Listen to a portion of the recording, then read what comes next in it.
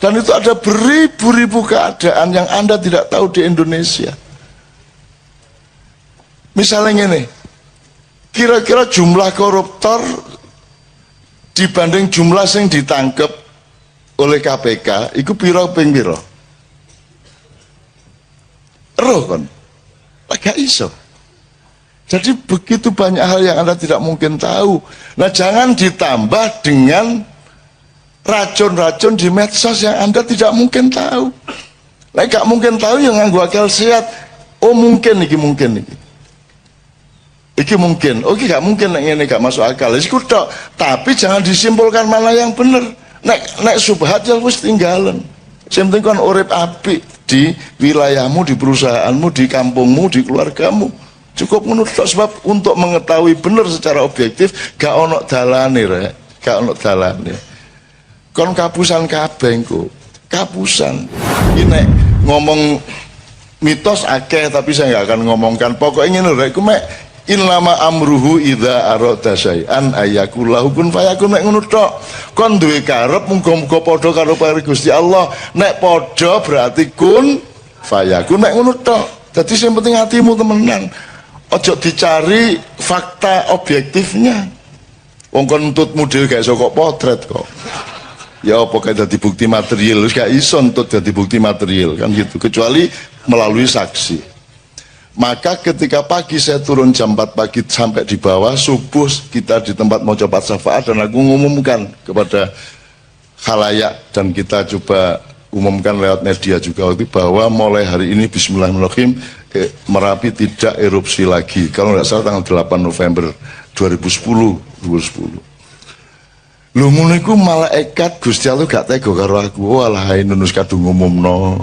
Wis gak watuk meneh, gak meledos meneh. Sakno nek meledos meneh kok Indonesian gitu kan. Akhirnya gak meledos temenan Mas. Mulai tanggal 8 iku wis aman bisa. Itu bukan karena saya mandi. Gusti Allah gak tega karo aku. Walah wis kadung ngomongno, engko nek gak kedaden kok lak isin arek iku. Ngono lho. Dadi kok nek kepengin bojomu duwe motor ndonga. Ya Allah, kula niki kepengin ngibur bojo kula, cek mosok sepeda okrek. Ya duwe motor elek-elek ngono kan. Terus Gusti Allah suatu hari gak tega, oh alasakno wis kadung janjane bojone. Kok gak duwe duit gak tuku motor dikei karo Gusti Allah ngono rek ya. Ngono ya carane ya. Carane ndonga ngono ya janjene bojomu dik pokoke tak tamasakno sampean dik. Tak jak umroh sampean. Ngono ya. Kepethuk ndek Mekah. Maksudnya umroh berangkat dhewe-dhewe kepethuk ndek Mekah. Gak ngejak iku jenenge rek. Oke, berikutnya. Iya, selanjutnya masalah overdosis dalam medsos. Saya minta nanti saya berangkut ya, tapi intinya itu kan nomor kunci utamanya kan akal sehat. Urip iki mek ana telu rek, mesti bener, mesti salah, gurung mesti bener, gurung mesti salah. Mek telu iku tok. Nek di hadis kan al halalu bayyinun wal haramu bayyinun wa ma bainahuma mutasyabihat wa aktsarun nasi la ya'lamun, dan kebanyakan manusia tidak tahu. Dan pertanyaan Anda adalah pertanyaan dari kebanyakan manusia yang tidak tahu mana yang halal, yang haram, yang hak, yang batil kan gitu kira-kira. Nah, kita tidak bisa Mas. Kon gak roh janjane ya apa kok Habib Rizik nang Mekah. Gak iso carane roh ya apa kon. Iku bener lah gak karo Firza iku. KMA iku sapa? Iku peristiwane awale ya apa? Kon gak mungkin roh. Ya apa caramu roh? Karena rohnya hasilnya pengumuman itu. Terus enggak dilungkas Habib Rizik diusahakan oleh Pak Tito untuk pulang misalnya. Lho iku biyen lapis tersangka. Ya tak gak? Lapis tersangka Habib Rizik. Kok mari ngono oleh nang luar negeri? Siapa sing ngeculno iku? Iki tersangka temen ta? Nek tersangka temen juga oleh metu teko Indonesia lah ngono. Lah kok oleh kok terus nang Mekah? Janjane ya apa kita dene ya apa cara muruh aku takon. Takon sapa kon? Citok iku tok ae. Takon sapa kon? Gak ono sumbere. Dan itu ada beribu-ribu keadaan yang Anda tidak tahu di Indonesia. Misalnya gini, kira-kira jumlah koruptor dibanding jumlah yang ditangkap oleh KPK iku piro ping piro? Roh kon. Gak iso. Jadi begitu banyak hal yang Anda tidak mungkin tahu. Nah, jangan ditambah dengan racun-racun di medsos yang Anda tidak mungkin tahu. Nah, gak mungkin tahu yang nganggo akal sehat. Oh mungkin iki mungkin iki.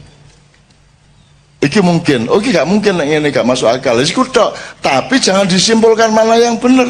Nek subhat ya wis tinggalan. Sing penting kon urip apik di wilayahmu, di perusahaanmu, di kampungmu, di keluargamu. Cukup menurut sebab untuk mengetahui benar secara objektif gak ono dalane rek, gak ono dalane. Kon kapusan kabeh engko. Kapusan. Nanti tolong Sabrang nambahi ya. Oke. Berikutnya, nanti saya selesai terus Sabrang nambahi beberapa hal. Ya, selanjutnya beda penjajahan dulu dan sekarang. Jelas Sabrang lagi tadi sudah diomongkan dikit, ini Sabrang yang jawab terus. Ya. Selanjutnya masalah mimpi dengan ketemu dengan Mbah Nun. Iki ya gampang-gampang angel iki. Engko kok arane aku iki senengane ngleboni awakmu pas turu ngono kan. Yo gak rek jan itu semua ciptaan Allah, semua rekayasa Allah, semua irodah dan amrullah. Saya itu hanya bagian dari kehendak Allah, Anda juga bagian dari kehendak Allah. Yang kita cari bukan kebenaran saya datang benar ke mimpimu apa tidak, tetapi bahwa Allah nyambung antara awakmu nang karo aku lak ngono. Iki sing pasti. Awakmu disambung karo aku awakmu disambung awakmu karo aku siji. Fakta yang kedua yang pasti benar adalah kalimat itu harus saya respon. Bahwa Al-Quran itu ada 2 dimensi, ada 3 dimensi. Sing gak bener adalah ngomong aku iki wis 3 dimensi, gak mungkin aku ngomong ngono. Gak mungkin aku ngarani aku iki wis makrifat rek. Gak mungkin aku ngomong ngono lah. Aku tahun ketemu Nabi Khidir nganggo serban kayak Pangeran Diponegoro. Gak tahu, gak kira aku ngomong ngono iku. Aku paling bayangno Pangeran Diponegoro iku nek jajal nek helman ya apa. Jadi aku gak mungkin ngomong ngono, tapi ilmu yang saya omongkan di mimpi Anda itu dalam tanda petik bisa kita cari kebenarannya. Bahwa selama ini Al-Quran kita perlakukan secara akademis. Jadi misalnya ini, sing sopan ya opo nek ngomong tentang Allah Rasulullah, ternyata kesimpulannya adalah yang sopan menurut balai bahasa. Wahai manusia, siapakah engkau? Ngono sing sopan. Rek, ngono gak sopan. Lah ngono sih saiki. Arek-arek kabeh oleh tagak nerjemahan ngono iku secara lisan. Menungso kabeh ya apik ya. Tapi selama ini sopan tidak sopannya kepada Allah ditentukan sebenarnya oleh regulasi dari balai bahasa. Sing dianggap resmi secara akademis ngono sing apik. Nek sing dulinan kaya awake dhewe guyon iki dianggap elek. Terus kita dituduh kok ngono sih karo Gusti Allah. Loh, lagi Jawa Timur ya. Terus ya apa? Kita kan tidak tahu Allah. Gak roblas. Ruweku mek ayang-ayangnya. Ya tak gak? Yang Allah hadirkan ke kita itu yang kita tahu. Tajalinya Allahnya sendiri laisa kamitslihi syai'un. Tan kena yang apa, tan kena gini ndak tahu kita. Ndak mungkin kita tahu Allah. Tapi Allah hadir. Yang kita ketahui adalah kehadiran Allah. Kehadiran Allah itu kita terjemahkan dengan bahasa kita. Sampai ono cerita Madura ngene kalau mau sore surup-surup mek oleh iwak loro. Jari Rahman Rahim sampai ning ngene iki lho ya. Itu guyon-guyon ngono aja dimensone Pak Orek. Itu cara saya untuk memasukkan ke dalam hatimu betapa dekatnya Allah denganmu. Jangan marah berdasarkan pilihan kata dan pilihan bahasa. Sebab kata itu bernilai pada tempatnya. Ada tempatnya, dia ditempatkan di tempat yang berbeda, dia menjadi bernilai berbeda. Ini lah kayak ya. Itu namanya konteks dan nuansa. Ini ya, ya. Nah sekarang Al-Quran 2 dimensi, 3 dimensi tadi itu menurut saya ya berarti kita cari yang multidimensional dari Al-Quran. 3 dimensi itu maksudnya Al-Quran sebagai teks, Al-Quran sebagai fakta alam, dan Al-Quran sebagai fakta manusia. Tapi telu iki janjane ya unda-undi, ngerti unda-undi. Alam ada di manusia, Quran ada di manusia, manusia juga ada di alam, manusia juga ada di Al-Quran, bisa diwolak-walik. Tapi yang penting fil afaqi wa fi anfusikum, rumusnya jadi 3. Ini ada ya. Ya pokoknya didolai hikmahnya aja diserem-seremno ya gitu ya. Aja diserem-seremno, biasa-biasa aja, wajar dan apa namanya? Akurat saja terhadap segala sesuatu. Berikutnya. Ya, selanjutnya masalah anjuran Rasul tentang memanah, renang dan berkuda. Nek prasaku waktu itu guru ngono latihan nembak, guru ngono bedil, guru ngono volleyball, ya guru ngono pingpong gitu.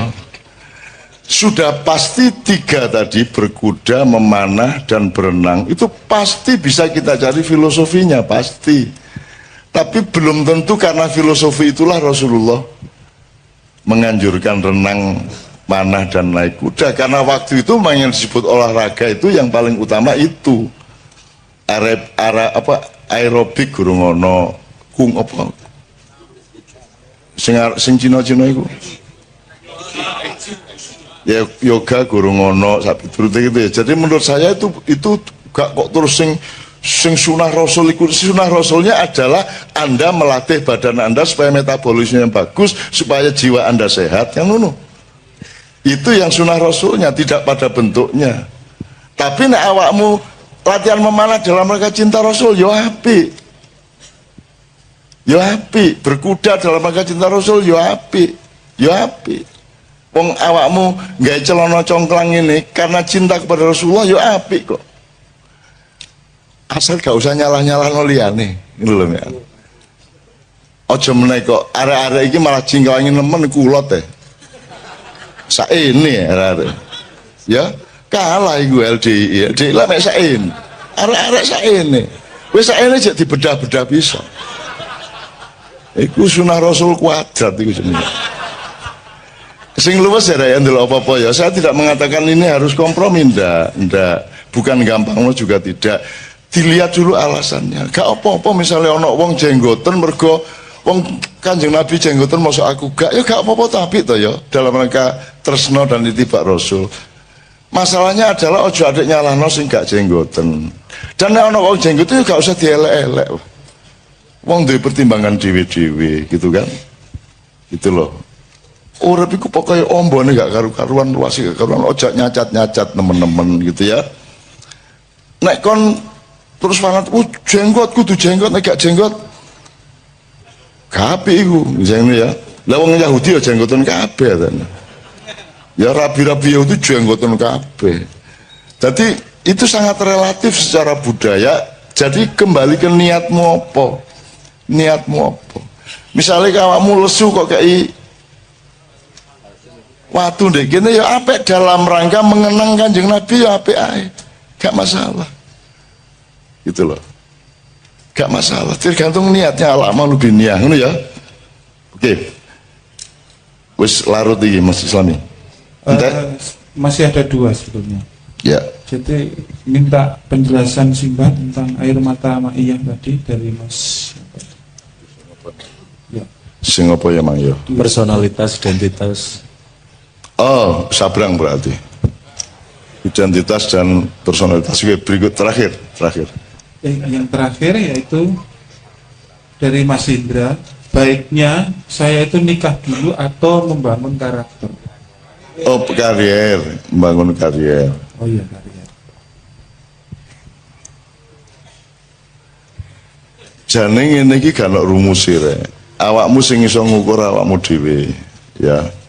Nek teori tentang seseorang bisa tidak berlaku untuk orang yang lain. Nek nganggo teori perusahaan ya sing apik ku siap sik kayak terapi. Tapi nek nganggo bismillah niat wis pokoke justru mergo aku rabi kok aku usahaku iso sukses sak ngono ah. Mergo aku bendina didorong karo ditagih karo bojoku. Nek aku gurung rabi usahaku ya mek setengah-setengah. Ah saiki apik endi sak karepmu. Jadi nek prasaku bareng karo karone. Yo karier iku yo apa sih rek? Apa karierku? Pokoknya kon kerja keras tekun, jangan menghardik waktu. Menghardik waktu artinya jangan keset. Jadikan kalau perlu 1 hari itu menjadi 1 minggu dalam hidupmu. Jadi kon berkali-kali ganti pagi. Aku itu uripku ngono iku. Gitu loh. Jadi sehari itu saya bisa berkali-kali, berhari-hari. Karena saya kerja keras terus. Apa sebabnya kon kadang-kadang kok kesuwen sih? Mergo kon gak lapo-lapo. Nek kon kepengin uripmu efektif, bahagia, kerja keras. Ojo kekerasan, kerja keras. Gitu ya. Hard work, tapi ojo workaholic. Workaholic itu artinya mabuk nyambut gawe ya ojo lah. Nah wong Jawa duwe rumus nyambut gawe gini, ada kreasi dan rekreasi. Nek wong barat, nek pas musim dingin iku kreasi ya Bang ya.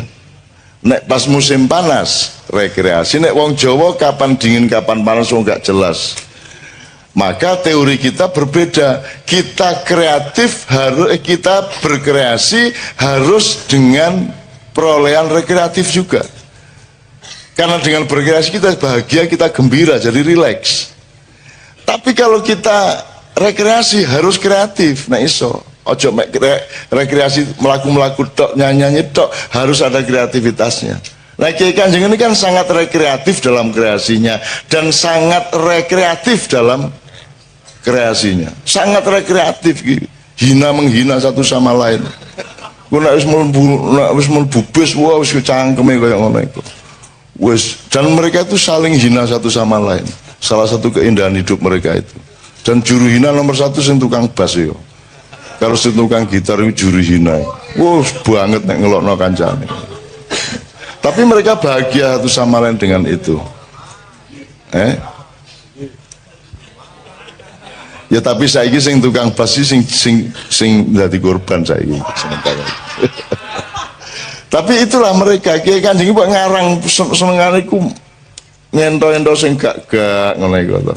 Ngento-ento sing gak terus dalam rangka mencari kebahagiaan wong ndak ada maksiatnya kalau elek apa sih mek ngono tok ae. Menggali tambang dihabisin sehabis-habisnya ataukah kita toleran kepada anak cucu kita yang harus mendapat bagian? Saya tanya, regulasi pemerintah selama ini pakai saum apa tidak? Tidak. Jadi puasa tidak pernah diingat oleh para stakeholder, apa pertambangan atau apapun saja. Padahal selamatnya manusia hanya kalau dia mengerti puasa. Mas, ternyata rapat kabinet, rapat DPR, rapat Pemprov nomor 1 adalah menyadari di mana, kapan, seberapa puasa harus dilakukan, benar nggak? Dan itu tidak pernah menjadi kesadaran negara kita. Itu makanya nggak usah terlalu percaya. Gitu. Kamu milih yang baru yang kayak apapun ternyata juga nggak puasa. Kan sudah berkali-kali toh. Gitu. Tapi saya dengan penuh kesabaran mendengarkan perdebatan mengenai hal-hal yang saya sudah lama tidak percaya. Tapi tidak ada masalah. Tidak ada masalah. Saya sangat sabar untuk mendengarkan hal-hal yang ngopo jaga-jaga. Oke.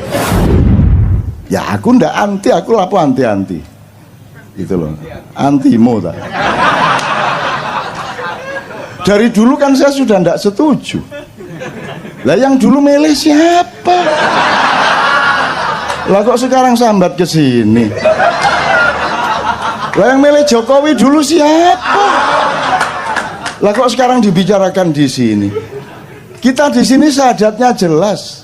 Allah, Muhammad, yang lain nanti dulu. Kan begitu? Kan jelas. Kita ndak ganggu, silakan mau kamu ambil, mau kulum, kok mut, kok kerakoti, ndak karepmu. Tapi kalau kita disuruh mengakui itu urusan lain. Gitu loh. Kalau yang diakui itu sudah cetok, bojoku tak akoni, bapakku tak akoni, Gusti Allah tak akoni, Kanjeng Nabi tak akoni, anakku tak akoni, ya toh, konco-konco tak akoni, liyane kok sih. Nanti dulu, apamu, apaku awakmu itu. Kok aku kudu ngakoni awakmu, kan gitu. Jadi aku Ya seneng-seneng ae ngrungokno cacakne ya seneng-seneng. Tapi ya gak ono gunane ngomong-ngomong lho ngene. Anda punya kehendak, saya punya kehendak, dan Allah punya kehendak, dan Allah menyatakan percayalah bahwa yang berlaku adalah kehendak Allah Subhanahu wa taala. Nah, jadi saya mohon sama Allah, ya Allah ini anak-anak udah setor takbiran. Jadi tolonglah yang punya keinginan-keinginan yang sudah ngempet itu dikabulkan. Amin. Gitu ya. Amin ya rabbal alamin. Oke, pertama. Jadi kita resume sedikit pengetahuan dasar mengenai takbir, puasa, Idul Fitri, hari raya dan seterusnya. Beberapa hal aja ya untuk nginget-inget aja. Biasanya kalau Idul Adha itu takbirannya bisa sebulan penuh. Tapi kalau Idul Fitri sehari. Artinya sesungguhnya Id yang lebih agung di mata Allah itu Idul Adha, bukan Idul Fitri. Itu ya. Jadi kita agak terbalik. Ya tapi tidak apa-apa, Indonesia terbalik itu sudah kerjaannya ya. Terutama di bidang politik dan pemerintahan. Memang sudah hafal, seluruh penduduk langit sudah hafal. Oh, kalau yang terbalik itu namanya Indonesia. Gitu. Wis ora apa-apa, Singapura wae. Sing go dilebokke swarga kabeh ning neraka 300 tahun. Kedua, ini sudah Idul Fitri, sudah hari keberapa ini? Hari ke-7 kok kita masih takbiran, ini normal enggak? Enggak pernah toh biasanya, tapi masih boleh enggak? Takbiran tuh tiap hari juga boleh. Kalau perlu Anda tiap hari takbiran gitu ya. Jadi biarin orang kampung anggap Anda orang gila, memang gila. Takbiran tiap hari. Jadi daripada rengeng-rengeng, karena salah satu teorinya adalah nanti takbiran itu menghimpun tenaga Anda. Tapi kalau Anda mendengarkan lagu-lagu apa pop, rock, apa semua macam-macam, itu belum tentu menghimpun tenaga. Jadi jangan lakukan, jangan dengarkan, jangan lihat, jangan alami apapun yang tidak menghimpun tenaga hidupmu. Kalau yang menghabiskan tenaga, menyerap tenaga, itu Anda rugi. Jadi saya selalu menghitung. Makanan saja saya hitung hanya kalau dia menambah himpunan tenaga hidup saya, jasmani maupun rohani. Kalau dia tepat, maka himpunan tenaga jasmani akan memproduk himpunan tenaga rohani.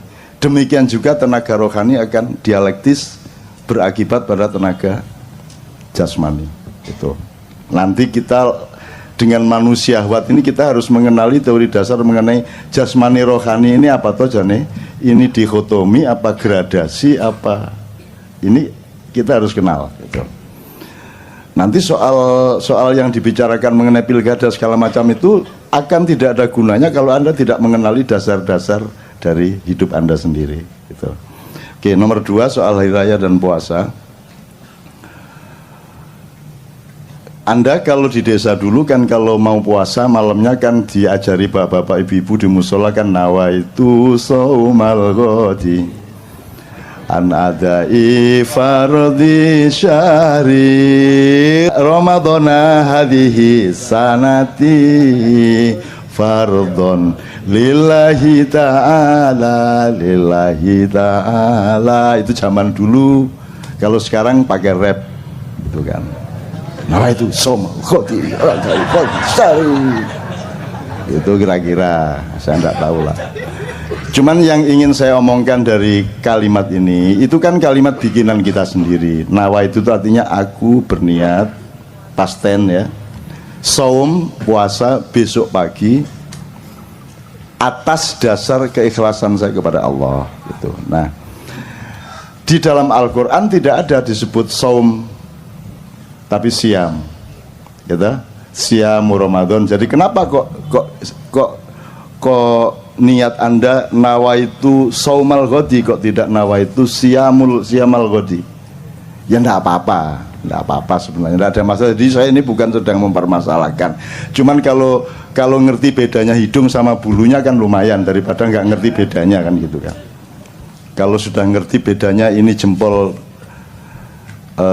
kaki, ini jempol tangan kan agak lebih selamat hidupnya daripada Anda tidak ngerti bedanya jempol Anda sama hidung Anda kan gitu kan. Jadi gini, jadi kalau saya menafsirkan, siam itu adalah prosedur atau syariat untuk melakukan puasa, tidak makan, tidak minum dan memasukkan apapun, tidak melakukan sejumlah hal yang biasanya boleh dari subuh sampai maghrib, itu siam. Maka Ramadan disebut ar-Ramadhanu madrasah. Jadi Ramadan itu adalah diklat, pendidikan kilat 1 bulan. Anda dilatih untuk kembali melakukan siam dari pagi sampai sore, gitu ya. Kalau saum itu segala hal yang sifatnya menahan diri. Sampean sebut satu hal, apa perilaku, apa kerjaan, apa produksi, apa kerjaan, atau apa saja yang tidak ada unsur menahan dirinya, Anda sebut satu saja. Satu saja kerjaan yang tidak ada unsur menahan diri, yang tidak ada unsur mengendalikan diri, yang tidak ada unsur membatasi diri. Satu kerjaan kalau ada. Naik motor, ngegas, ngerem, berarti puasa, saum. Apalagi istri, sebanyak-banyaknya apa Anda batasi satu saja? Satu, saum. Apalagi menggali tambang, dihabisin sehabis-habisnya, ataukah kita toleran kepada anak cucu kita yang harus mendapat bagian? Saya tanya, regulasi pemerintah selama ini pakai saum apa tidak? Tidak. Jadi puasa tidak pernah diingat oleh para stakeholder, apa pertambangan atau apapun saja. Padahal selamatnya manusia hanya kalau dia mengerti puasa. Sound system ini isinya puasa, Mas. Diginiin, dibatasi, digedein ya, Mas ya. Diginiin, ini kegedean dikit bengung, ini kegedean titik ndak balan. Itu isinya ilmu puasa semua, betul ndak? Nah, kamu bikin celana itu kan prinsipnya puasa, kan makanya diukur loh, kakimu panjangnya seberapa, kan begitu, betul ndak? Nah, itu prinsip puasa. Mas, ternyata rapat kabinet, rapat DPR, rapat Pemprov, nomor satu adalah menyadari di mana, kapan, seberapa puasa harus dilakukan, benar nggak? Dan itu tidak pernah menjadi kesadaran negara kita. Itu makanya nggak usah terlalu percaya. Itu. Kamu milih yang baru yang kayak apapun ternyata juga nggak puasa. Itu kan sudah berkali-kali toh. Itu. Tapi saya dengan penuh kesabaran mendengarkan perdebatan mengenai hal-hal yang saya sudah lama tidak percaya. Tapi tidak ada masalah. Tidak ada masalah. Saya sangat sabar untuk mendengarkan hal-hal yang ngopo cah-cah. Oke, ini udah jangan terlalu panjang, nanti jadi ceramah puasa. Jadi ngerti bedanya saum sama siam ya. Keselamatan hidupmu, bahkan kaya tidaknya hidupmu tergantung pada kecanggihanmu di dalam menentukan kadar puasamu di dalam pekerjaan, dalam jualan segala macam. Anda jualan bebek goreng, mentang-mentang laris, maka sampai jam 3 malam Anda masih ladeni. Jadi akhirnya beli bebek lagi untuk supaya Anda bisa goreng lagi. Tapi percayalah, kalau Anda melampiaskan, kalau Anda berhari raya tiap hari di warung Anda, maka usia warung Anda juga tidak akan lama. Kalau Anda membatasi jamnya, pokoknya saya cuman jualan bebek paling banyak 50 atau paling banyak 25, habis tutup. Kayak ceker di Solo, kalau Anda lewat Solo itu buka jam 2 malam, tutup jam 5 pagi. Dah. Pokoknya jam 5 pagi tutup. Pokoknya jam 2 baru buka. Meskipun sudah antri sejak jam 11, pokoknya jam 2 tutup. Kalau Anda punya prinsip puasa seperti, maka Anda memiliki kecenderungan terhadap keawetan atau keabadian. Begitu. Kalau kamu suka apa? Kalau suka makanan apa misalnya di Jakarta? Upamanya soto Betawi. Terus pagi soto Betawi, siang soto Betawi, malam soto Betawi, jam 2 malam soto Betawi. Kira-kira berapa lama usia soto Betawi di mulut Anda? Sebentar aja akan Anda bosan kan?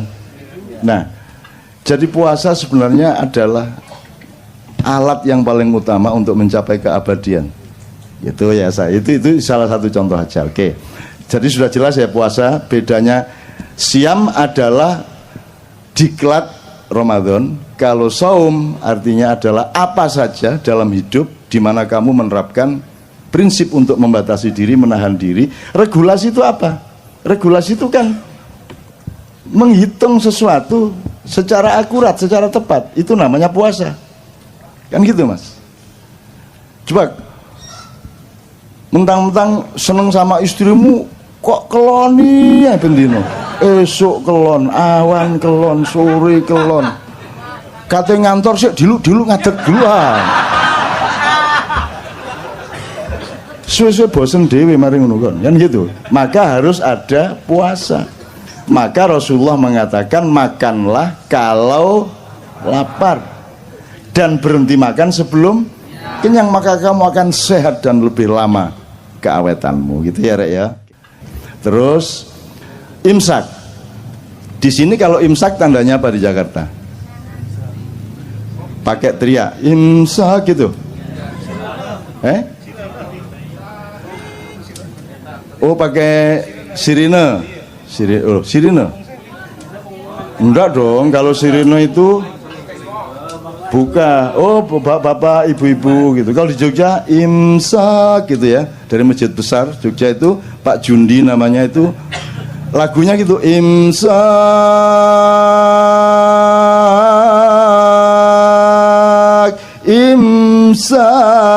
gitu sejak zaman dulu. Setelah Pak Jundi mati yang ganti persis seperti itu juga gitu. Jadi di Jogja itu banyak sosiologi atau gejala sosial yang kita perhatikan dari loudspeaker masjid.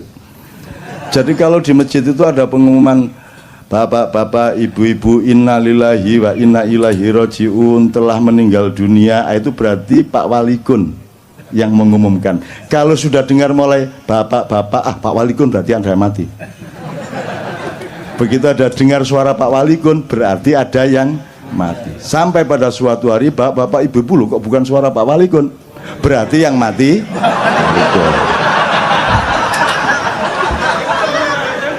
loh. Nyeneng no, hidup itu nyeneng. Dengerin gitu tuh aja sudah seneng kok. Biar gubernursinya siapapun gitu loh. Tapi Anda tuh juga jangan terlalu apa tuh efektivitasnya Anda anti Ahok di sini nih. Oh ini cuma orang-orang lemah kiri-kiri gendut-gendut. Apalah, Anda ada pengaruhnya lah di sini. Ini tidak ada pengaruhnya sama sekali. Anda anti, Anda pro, tidak ada pengaruhnya. Dan negara itu adalah tatanan yang sudah ada sistemnya, ada lembaganya ya. Dan ini sama sekali tidak ada urusan sama negara sebenarnya. Negara itu punya legislatif, yudikatif, eksekutif, dan semua mobilisasi atau semua sistem yang dijalankan itu kan berdasarkan 3 lembaga dasar itu, sehingga kalau ada sosialisasi di masyarakat pasti berasal dari 3 itu. Nah KJ bukan. KJ ini bukan bagian dari sistem negara. Cuman dia selalu ada karena cintanya melebihi pengurus negara kepada negara. Kan begitu. Mereka kalau kumpul harus ada uang honor, kalau kumpul harus ada SPJ segala macam. Ini enggak. Kumpul enggak jelas. Jadi jangan pamer cinta di sini, karena di sini cinta sudah tidak diomongkan lagi. Cinta sudah menjadi diri mereka. Demikian kita. Kira-kira. Artinya Mas, ya enggak apa-apa, saya oke-oke saja. Anda mau anti mau pro, tapi ya enggak efektif. Oh iki ya sopo arek-arek ya enggak lah. Gitu. Ya aku ndak anti, aku lapo anti-anti. Gitu loh. Antimo tak. Dari dulu kan saya sudah ndak setuju.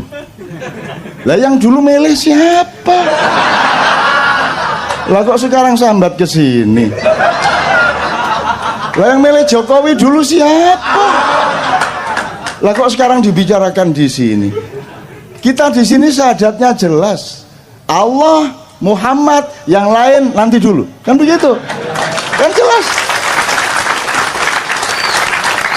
Kita ndak ganggu, silakan mau kamu ambil, mau kulum, kok emut, kok kerakoti, ya karepmu. Tapi kalau kita disuruh mengakui, itu urusan lain. Gitu loh. Kalau yang diakui itu sudah cetok, bojoku tak akoni, bapakku tak akoni, Gusti Allah tak akoni, Kanjeng Nabi tak akoni, anakku tak akoni, ya toh, konco-konco tak akoni, liyane kok sih.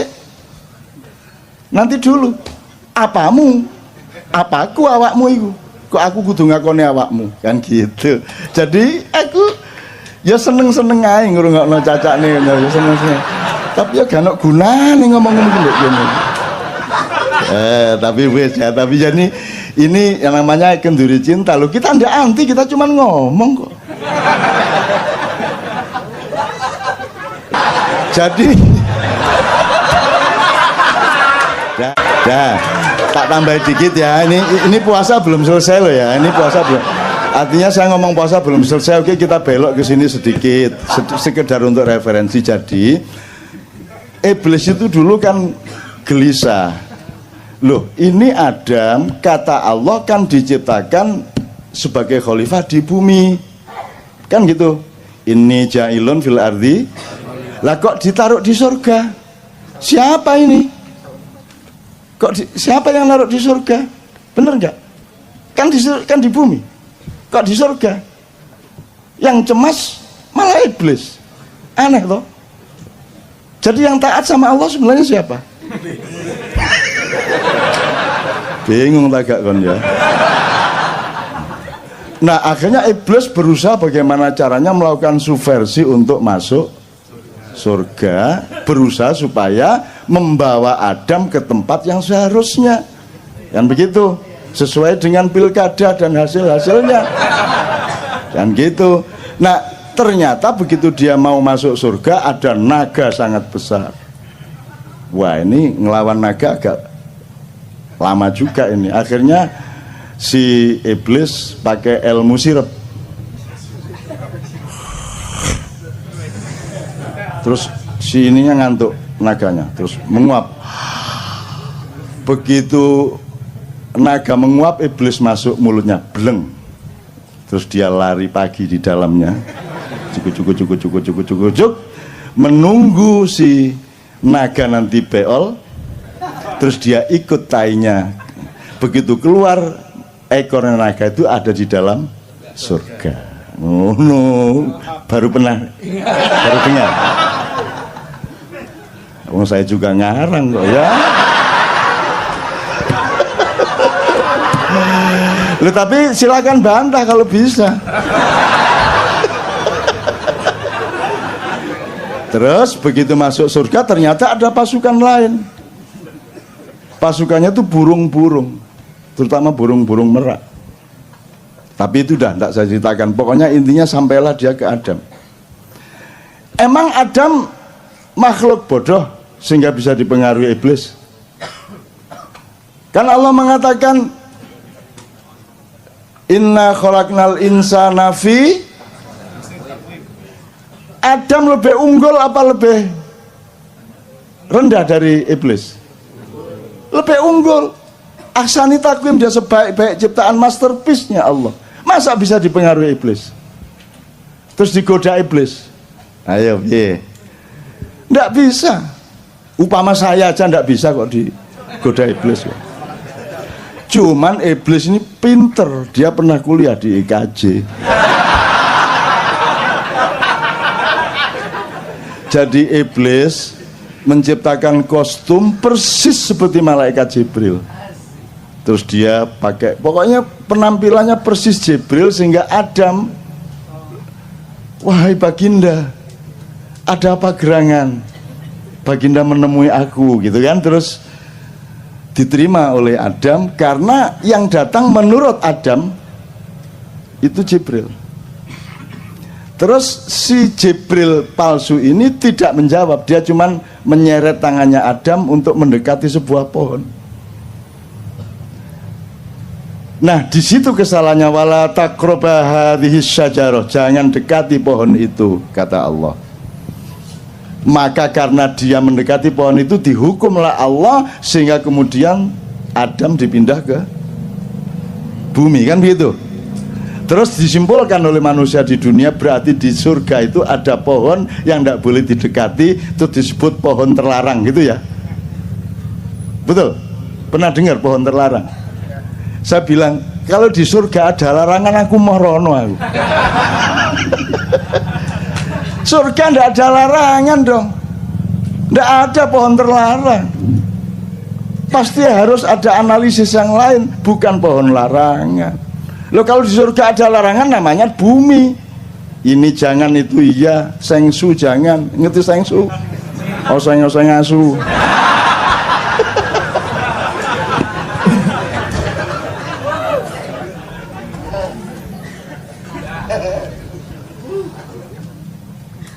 Kok jadi cerita surga saya. Oke, gini teman-teman sekalian, supaya Anda itu gini, saya itu tidak bilang bahwa yang saya omongkan itu benar. Saya itu ingin memberantas GR-nya setiap manusia di dunia, bahwa begitu dia ngomong, meskipun dia yakini, dia pikir itu benernya bener. Padahal setiap yang kita omongkan itu kebenaran relatif, dan mungkin nanti sore, besok pagi kita menemukan kebenaran yang lebih benar, betul enggak? Jadi semua yang saya omongkan itu juga jangan dianggap benar. Bahan saja, siapa tahu melalui omongan ngawur saya itu Anda oleh Allah diberi hidayah untuk menemukan kebenaran.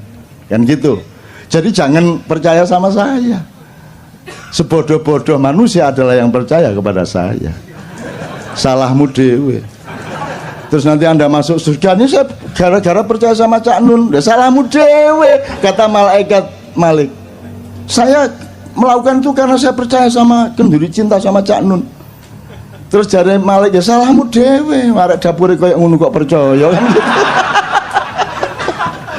Jadi jangan percaya saya kesini ini tidak supaya Anda percaya sama saya. Saya kesini ini mengajak Anda untuk percaya yang wajib dan sah dan tepat untuk kita percaya, yaitu Allah dan Rasulullah SAW. Ngono lho ya carane ya. Oke. Kembali ke iblis. Jadi pohon itu bukan pohon larangan, itu pohon. Jadi coba sekarang Anda referensinya gini. Allah itu di Quran, asalkan dia memberi gambaran sesuatu mengenai misalnya kalimat yang baik, peradaban yang baik, kebudayaan yang baik, pemerintahan yang baik, selalu pakai pohon. Wa mathalu kalimatin thayyibatin kasyajaratin thayyibatin atluha thabit wa far'uha fis sama, kan gitu. Jadi pohon itu selalu menjadi idiomatiknya Allah untuk menggambarkan sesuatu. Jadi pohon yang didekati Adam itu karena Adam masih baru akan sekolah di dunia. Kamu jangan dekat-dekat kepada pohon yang kamu tidak akan paham. Itu S3-nya surga. Jadi bukan larangan, gitu loh. Kamu wali kota belum selesai kok kamu sudah gubernur. Gubernur baru sebentar kok sudah presiden. Tak datengin iblis loh nanti. Kira-kira loh ya. Ya aku nggak ngomongin siapa-siapa, aku cuma memberi gambaran-gambar bahwa asosiasimu ke sana memang benar. Tapi kan saya nggak ganggu toh. Saya kan nggak ganggu, saya nggak pernah ngapa-ngapain, saya oke-oke saja.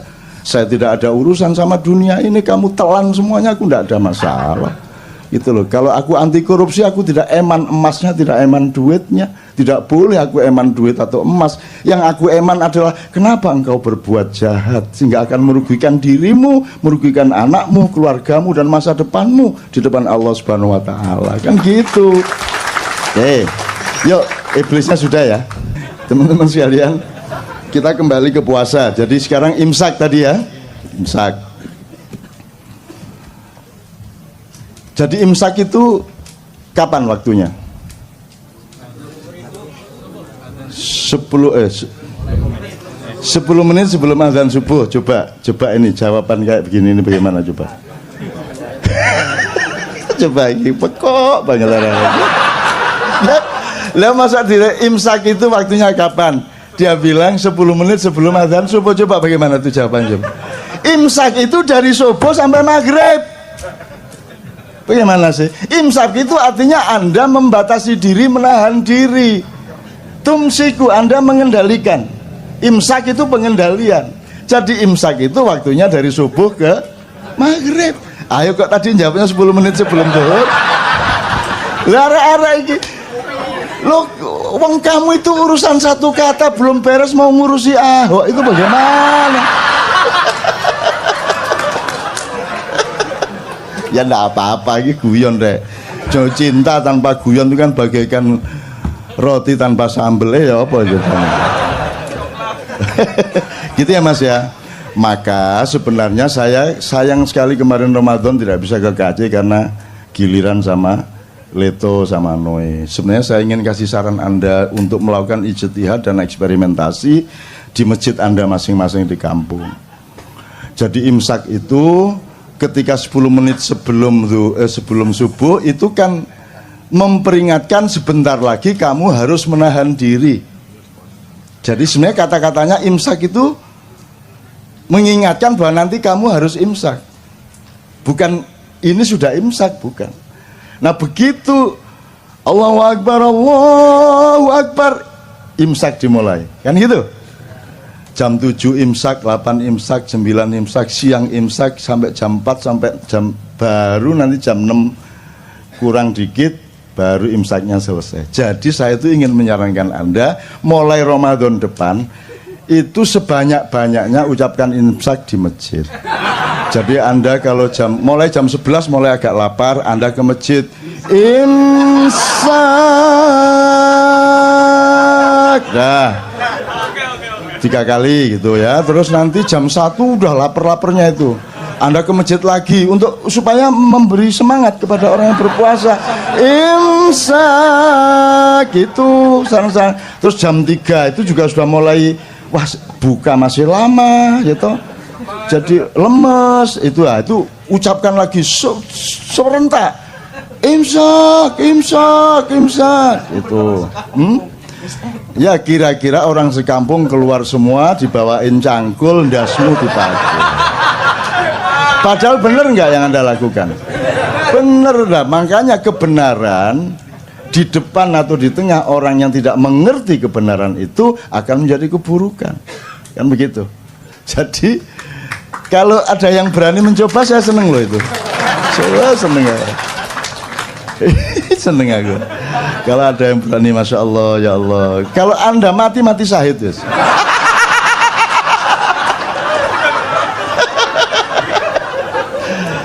Oke, dah kita selesaikan soal hari raya dan puasa ya. Puasanya masih banyak. Saya banyak nulis tentang puasa akhir-akhir ini juga. Saya juga punya buku yang kemarin sangat diandalkan di toko buku itu, dan Tuhan pun berpuasa. Terus Lailatul Qadar, dikit aja ya. Ada yang kemarin dapat Lailatul Qadar? Menurut Anda Lailatul Qadar itu apa, Mas? Lailatul Qadar apa Lailatul Qadar itu kira-kira? Coba Fami. Lailatul Qadar piye? Coba Mi. Kalau di Al-Quran Lailatul Qadar itu malam turunnya Al-Quran ya. Terus kok orang pada nunggu Lailatul Qadar? Mungkin karena mereka mendapat informasinya lebih mulia dari 1000 bulan. Nah iya. Terus mereka kan bayangin dapat Lailatul Qadar itu kan dapat rezeki banyak, dapat uang 5 gebok, dapat lotre, ditelepon suruh jadi menteri, gitu kan? Lailatul Qadar gitu kan? Tidak ada yang namanya Lailatul Qadar diturunkan dari langit. Yang ada Quran diturunkan, dan ketika Quran diturunkan maka malam itu menjadi Lailatul Qadar. Jadi Lailatul Qadar itu tempatnya, wadahnya, momentumnya, bukan barang yang turun dari langit. Yang turun dari langit adalah Al-Quran. Lah kok kamu menunggu Lailatul Qadar, wong Quran sudah turun dari dulu kok. Kan itu ya apa karepmu? Kok nunggu ini malam ganjil loh, ini Lailatul Qadar. Lah Qur'annya udah turun dari dulu kok. Kok kamu tunggu-tunggu? Iki sebenarnya bagaimana pengertiannya ini? Sudah dari dulu Quran turun kok. Kamu belum lahir Quran wis jangkep kok. Kok kamu tunggu-tunggu Lailatul Qadar? Ayo piye pengertiannya? Ayo coba, Mi. Kira-kira gampang kok, kalau di Ma'iyah gampang jawabnya. Ma'iyah kok. Begitu Al-Quran, entah satu biji ayat, entah satu biji pemaknaan, hikmah atau apapun, kamu pakai dalam hidupmu, berarti dia turun di dalam jiwamu, maka itulah Lailatul Qadar. Kan begitu? Tidak penting siang atau malam. Emang siang dan malam itu bedanya apa? Kalau tidak percaya, tanya sama yang buta. Kalau kamu bedakan siang terang benderang, ngarepe wong picek kan, ayo ngomong. Sebab kalau ada orang buta, misalnya di asrama orang buta, terus Anda jadi saudara, bedanya siang dan malam itu kira-kira ya apa tinarare itu? Sik dolekno watu rek, watu. Jadi malam dan tidak malam, terang dan gelap itu kan hanya urusan panca indera, betul enggak? Begitu panca indera enggak ada, dia sudah tidak gelap, tidak terang. Apakah hidupmu hanya panca indera? Atau lebih tinggi dan lebih dalam dari panca indera? Apakah cinta bisa engkau pandang? Bisa engkau dengarkan? Yang bisa engkau dengarkan adalah ucapan yang seolah-olah mencintaimu. I love you, kamu dengarkan. Tapi cinta yang sejati bisa kamu dengarkan dengan panca inderamu? Nggak bisa kan? Nggak bisa. Maka Lailatul Qadar juga tidak bisa. Jadi Lailatul Qadar itu milikmu, kapan saja kamu ambil ayat itu kamu berlakukan dalam hidupmu, itulah Lailatul Qadar. Maka kita subjeknya, jangan nunggu-nunggu. Begitu malam ganjil ngene ngarepe omah.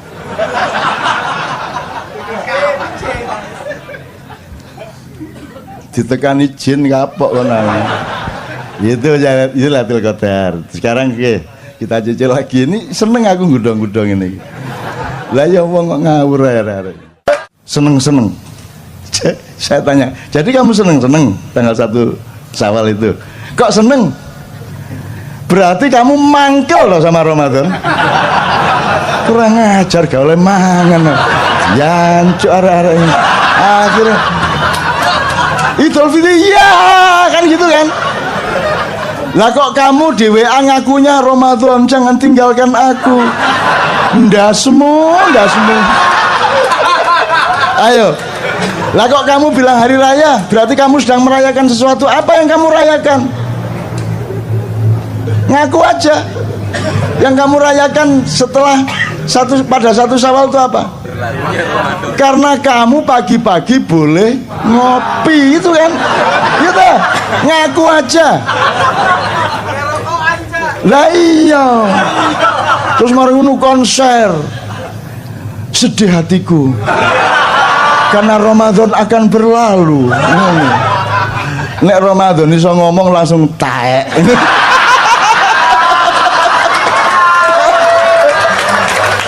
Maka jadi fitri itu ada dua makna epistemologisnya, harfiahnya. Satu, fitri dalam arti keaslian, genuinitas, originalitas, kefitrian, aslimu itu seperti itu. Alhamdulillahirrabbilalamin. Maju mendesak ke depan, enggak apa-apa ya. Bismillah. Coba satu kali takbir, karena Anda 30. Allahu Akbar, Allahu Akbar, Allahu Akbar. La ilaha illallah, wallahu akbar. Allahu Akbar walillahil hamd. Alhamdulillah. Hujan baik atau buruk tergantung Anda, tidak tergantung hujannya. Kalau Anda husnudzon, ya Allah, ini tanda bahwa Allah ikut bergembira atas kegembiraan kita, dan Allah memberkahi, mengabulkan apa yang ada di dalam hati Anda, maka insya Allah hujan ini merupakan tanda kabulnya doa-doa Anda. Benar ya? Oke, bismillah. Oke, terusin ya. Oke, supaya agak ini saya tak berdiri. Ya, bismillah. Saya mohon maaf saya tidak bisa melindungi Anda dari hujan.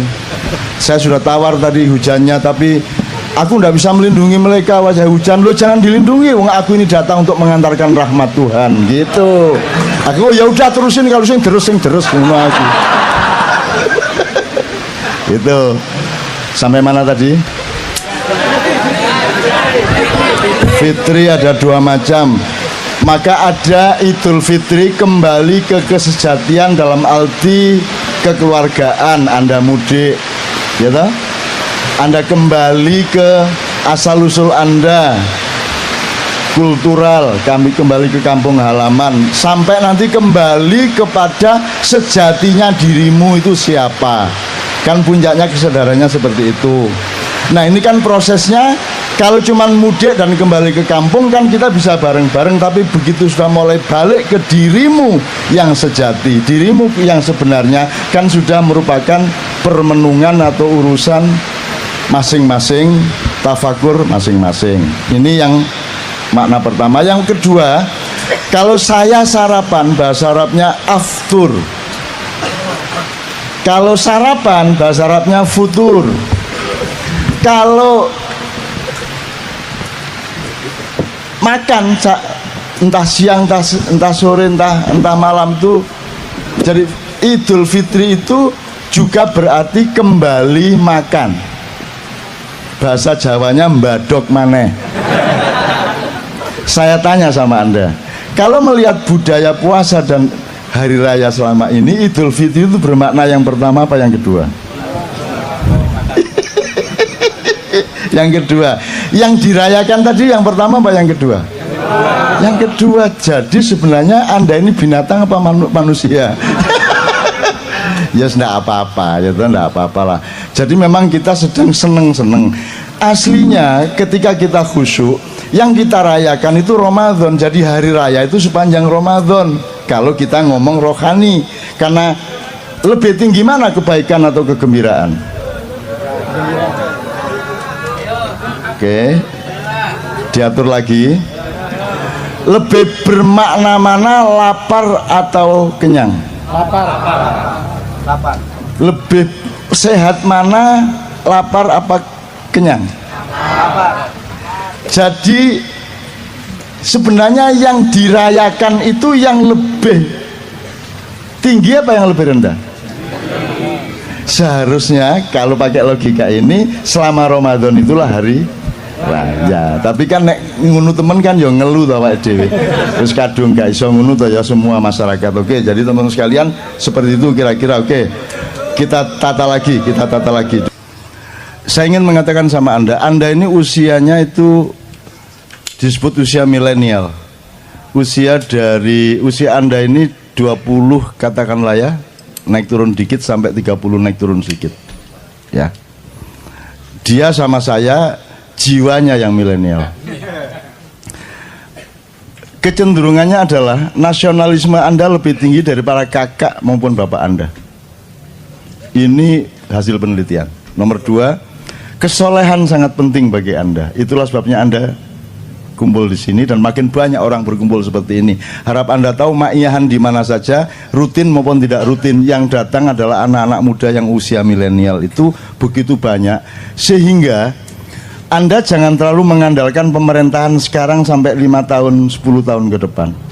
Jadi Anda harus punya, kalau mau memperjuangkan sesuatu, Anda harus tahu bahwa oke, untuk 2 tahun ke depan perolehannya paling segini, tapi saya sudah set up untuk ada perolehan kemaslahatan yang lebih tinggi, tapi membutuhkan waktu lebih panjang. Anda harus punya paling tidak 3 jangka. Nah, yang memimpin sekarang ini adalah orang-orang usia yang sudah tidak sama-sama Anda. Disiplinnya, akuntansinya, kesadarannya, kepekaannya. Mereka punya web, mereka masuk internet juga, tapi cara berpikir mereka masih pra-internet. Mereka bisa IT juga dikit-dikit, tapi cara berpikir mereka belum IT. Anda ini sudah manusia IT. Anda sudah memiliki disiplin yang agak berbeda dengan mereka. Anda lihat, pedagang-pedagang, pengusaha-pengusaha muda, entrepreneur muda, itu sekarang usianya 16, 17, 18, yang jual tahu bulat itu anak-anak sangat remaja. Jadi kita akan punya Indonesia masa depan insya Allah lebih bagus karena manusianya satu, kesolehan penting bagi mereka.